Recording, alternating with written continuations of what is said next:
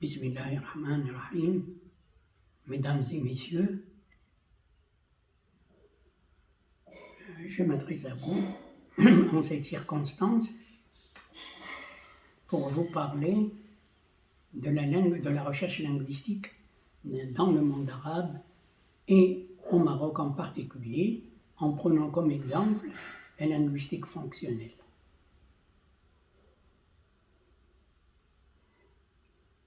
Tout le monde sait que la recherche linguistique dans le monde arabe est passée par plusieurs étapes. Elle a été d'abord une recherche linguistique descriptive, puis une recherche linguistique générative et transformationnelle, puis une linguistique fonctionnelle ou pragmatique.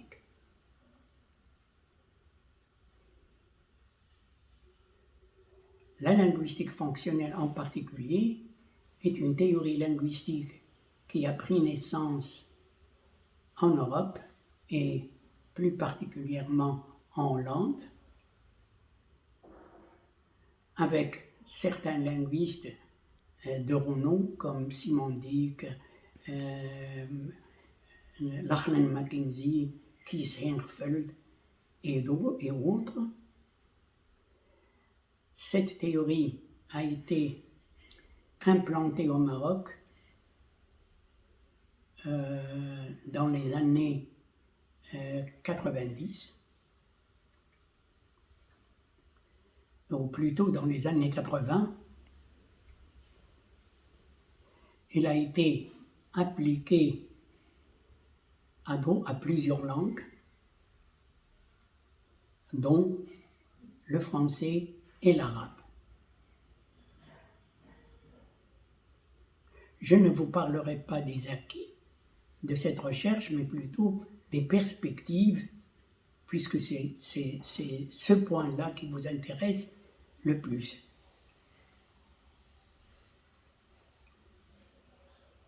Les perspectives de recherche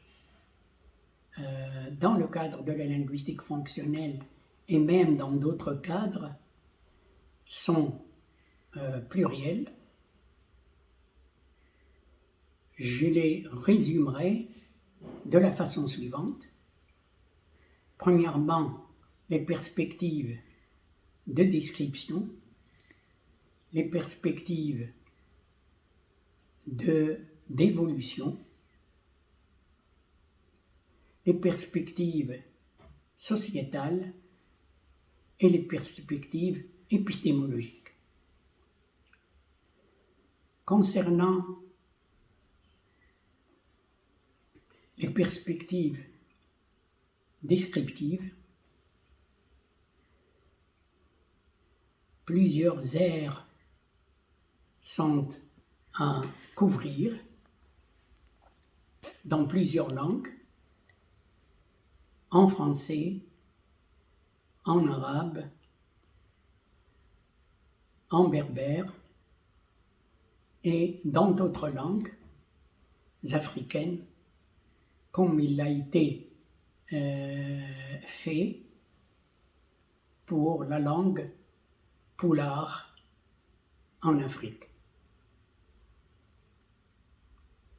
Il s'agit dans cette première perspective de d'écrire et d'expliquer, surtout d'expliquer les phénomènes linguistiques dans leur diversité, les phénomènes lexicaux, les phénomènes sémantiques, les phénomènes syntaxiques ou morphosyntaxiques et les phénomènes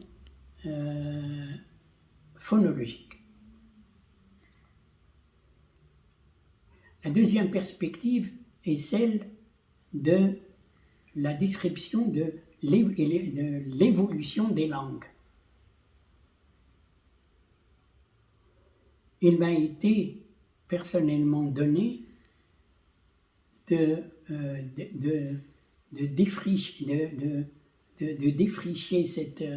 cette ère ou ce champ en 2012 dans mon livre اللسانيات الوظيفية المقارنة où j'ai essayé de décrire les grandes tendances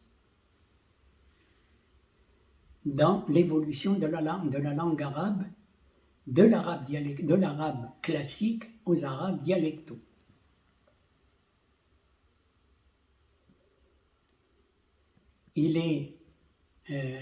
Cette ère n'est pas complètement fermée maintenant. Il y a d'autres phénomènes évolutifs qu'il serait intéressant de décrire. Je parle des fonctionnalistes, nous sommes actuellement en attente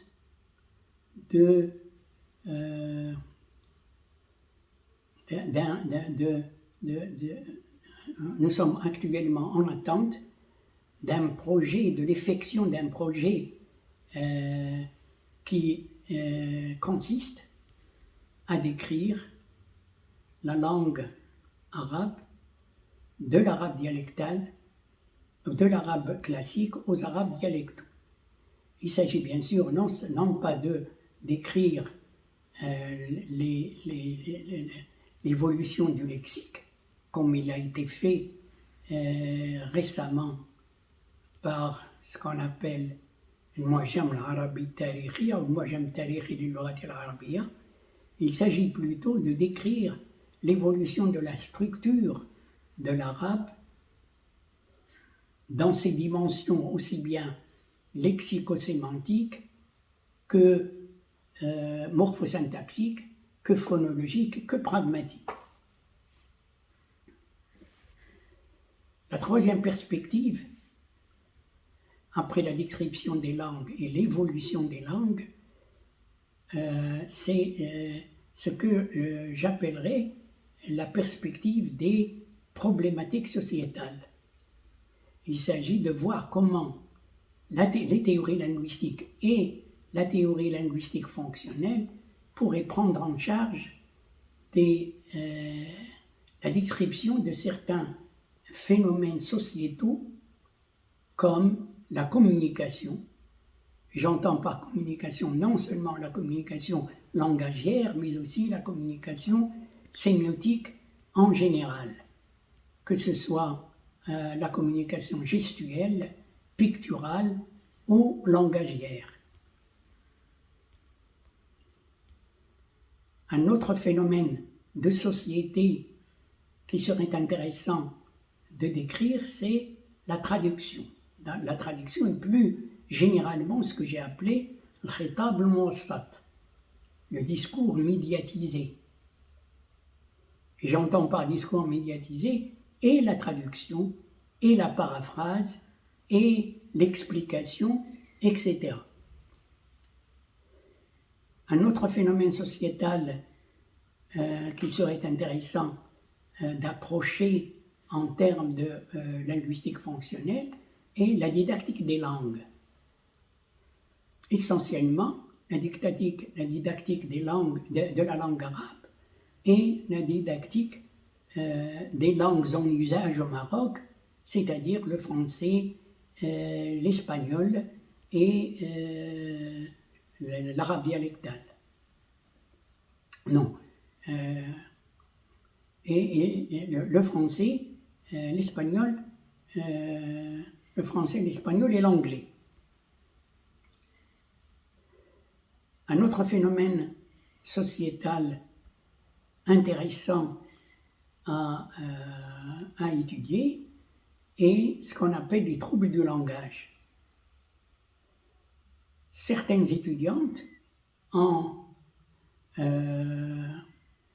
fait des recherches intéressantes dans le cadre des études de 3e cycle sur la possibilité de décrire et d'expliquer, dans le cadre de la linguistique fonctionnelle, les différents troubles du langage qui sont liés à des troubles psychologiques. ou psychiatrique.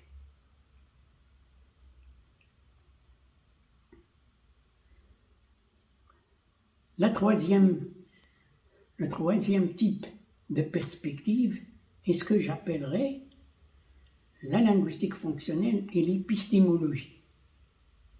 Il s'agit ici d'étudier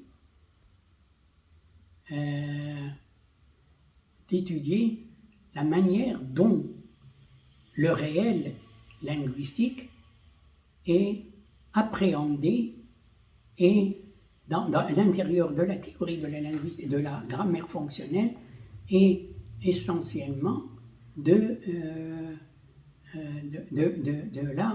la modélisation de ce réel,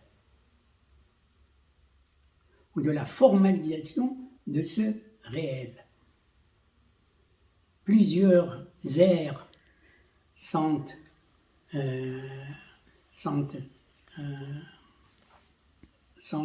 intéressantes à ce sujet. Je n'en cite que la prise en charge des rapports sociolinguistiques, des rapports entre société et langage,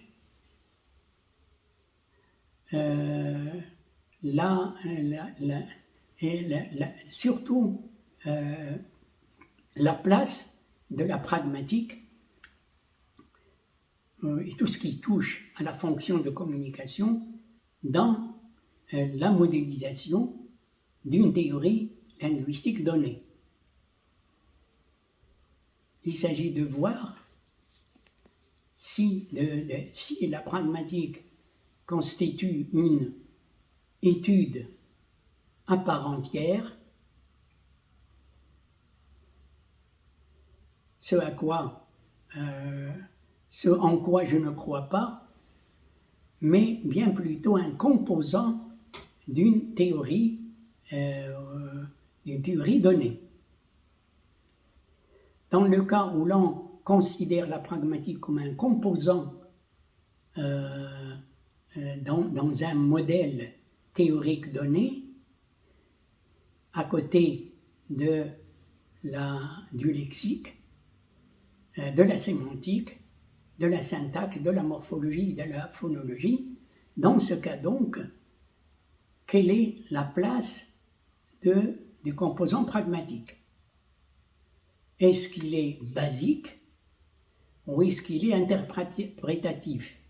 Est-ce qu'il est basique comme il l'est dans ce qu'on a appelé l'hypothèse performative aux États-Unis? Il est donc basique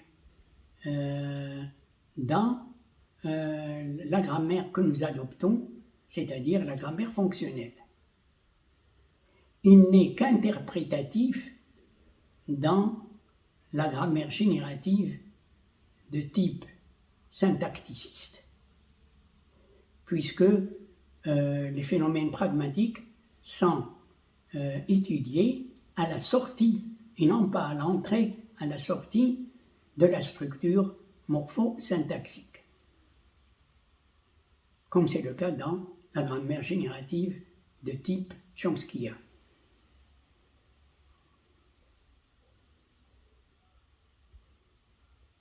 Je crois que j'ai fait le tour de toutes les perspectives de recherche et de tous les sujets qui se prêtent ou qui sont intéressants à étudier et à faire l'objet d'une thèse de doctorat. Merci d'avoir eu la patience de m'écouter.